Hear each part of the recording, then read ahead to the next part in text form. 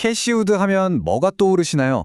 아마 혁신, 그리고 논란, 이 두 단어를 빼놓을 수 없겠죠. 시장의 대다수가 한 방향을 볼 때 그녀는 종종 정반대를 바라봅니다. 모두가 인플레이션을 걱정할 때 디플레이션을 외치고 시장을 주도하는 거대 기업 대신 새로운 혁신가들에게서 미래를 찾죠. 자, 오늘 바로 그 역발상 투자 전략의 핵심을 한번 제대로 파헤쳐 보겠습니다. 그녀의 투자 세계를 제대로 이해하려면 이 5가지 핵심 질문을 한번 따라가 봐야 합니다.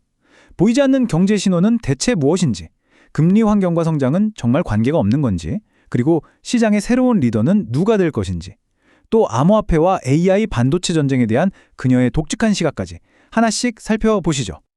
모든 이야기의 시작점은 바로 경제를 보는 눈이 완전히 다르다는 데 있습니다. 캐시 우드의 주장은 아주 간단해요.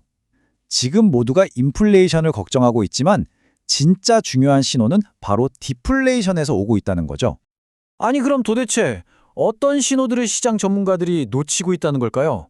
그녀가 보는 데이터는 뭐가 그렇게 다른지 한번 직접 보시죠.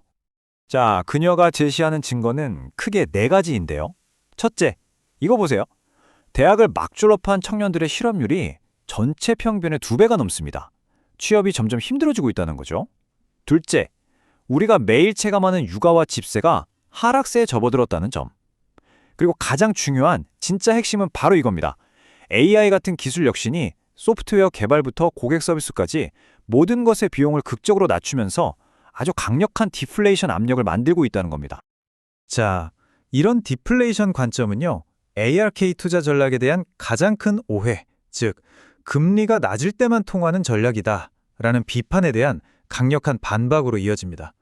과연 정말 그럴까요? 다들 이렇게 말하잖아요. ARK의 그 혁신도 투자?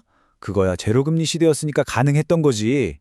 금리 오르면 미래 가치만 보고 투자하는 성장주는 끝이다. 이런 통념이죠. 근데 있잖아요. 과거 데이터를 보면 이야기가 완전 달라집니다. 연준이 금리를 계속 올렸던 2017년과 2018년에도 ARK는 벤치마크를 초과 달성했거든요. 특히 시장 전체가 하락했던 2018년에도 성과를 냈다는 점, 이게 뭘 의미하겠어요? 진짜 혁신은 금리 같은 거시 환경을 그냥 뛰어넘어 버린다는 걸 보여주는 거죠. 자, 그럼 보세요. 경제 환경에 대한 통념이 이렇게 깨지면 당연히 시장을 이끄는 리더도 바뀔 수밖에 없지 않겠어요? 바로 이 지점에서 캐시 우드는 정말 과감한 예측을 내놓습니다. 일단 그녀는 시장을 주도하는 이른바 MAG7 그룹을 재편부터 합니다. 이 중에서 테슬라는 빼는 거예요. 왜냐? 테슬라는 이들보다는 순수한 기술 혁신 기업에 더 가깝다고 보는 거죠. 그리고 나머지 6기업을 MAG6로 묶어서 보는 겁니다. 그녀가 그리는 미래 시장은요, 정말 극과 극으로 나뉩니다. 한쪽에서는 파괴적 혁신 기업들이 연 40% 이상 폭발적으로 성장하고요. 반대쪽에서는 전통 산업들이 오히려 역성장할 거라는 좀 무서운 전망이죠. 그 사이에서 MAG6가 견조한 성장을 유지할 거고요. 파괴적 혁신이라는 키워드는 당연히 암호화폐 시장으로도 이어지겠죠. 이 복잡한 암호화폐 시장에서 투자자들이 뭘 봐야 하는지 그녀는 아주 명확하게 서열을 딱 정리해 줍니다. 그녀가 비트코인을 어떻게 보는지 이 말을 들어보면 딱 감이 옵니다. 그녀는 비트코인을 하나의 글로벌 통화 시스템이자 완전히 새로운 자산군이라고 정의해요. 그러니까 그냥 디지털 금, 이 정도가 아니라는 거예요. 이게 바로 비트코인이 그녀 포트폴리오에서 최상단을 차지하는 이유입니다. 그녀가 제시하는 로드맵은 아주 명확해요. 자, 1순위, 기관 투자자들이 가장 먼저 찾는 비트코인. 그 다음 2순위는 뭐냐? 다양한 앱을 구축하는 기반이 되는 이더리움. 그리고 마지막으로 일반 소비자들이 쓰기 편한 솔라나. 이 순서대로 중요도를 매기는 겁니다. 만약에 암호화폐에 직접 투자하는 게 좀 부담스럽다, 주식을 찾는다? 그럼 답은 더 간단해집니다. 시장으로 들어가는 관문, 이 플랫폼 2개에 주목하라는 건데요. 하나는 거래소의 대표주자, 코인베이스, 그리고 또 하나는 빠르게 치고 올라오는 경쟁자, 로빈후드입니다. 자, 이제 이 모든 혁신을 현실로 만드는 두뇌 역할을 하는 것, 바로 AI 반도체 시장을 들여다볼 시간입니다. 여기서도 엔비디아가 절대 강자다, 이 통념에 슬슬 균열이 보이기 시작합니다. 현재 경쟁 구도는 아주 명확하죠.